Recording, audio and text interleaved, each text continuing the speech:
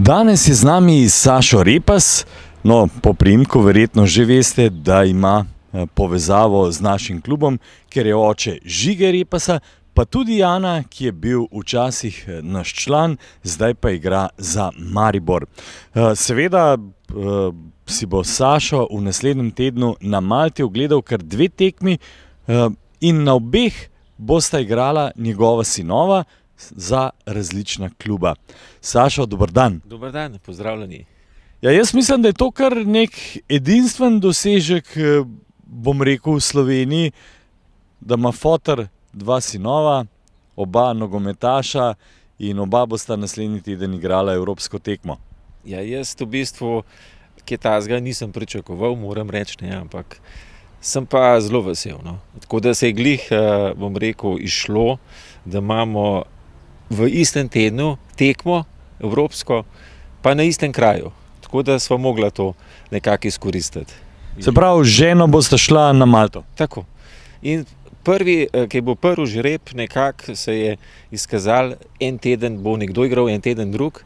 Nisva razmišljala, potem se je pa nekako izteklo, no, da bojo tekme v istem tednu, pa nisva kaj dosti razmišljala. Sva se kar hitro odločila. Zdaj mogoče te moram še to vprašati, ko sta bila fanta še majhna fantka. Kako to, da sta oba postala nogometaša, si tudi sam imel kakšen stik z žogo? Moram reči, da ne. Jaz nisem bil nogometaš. Rad sem igral vse športe, ampak nekako doma se je kar pojavila žoga in nekaj je bila vedno žoga, tako bom rekel. Imeli smo razne igre doma, ampak nekako žoga je prevladala kot nogomet. Zdaj na Malti, seveda najprej boš navijal za Domžale, pa potem za Maribor. Kaj pa, ko se oba kluba srečata? Za kater klub Sašo navija? Moram reči, da te tekme, ko igrata med sabo, Jan in Žiga, so meni najlažje zagledati.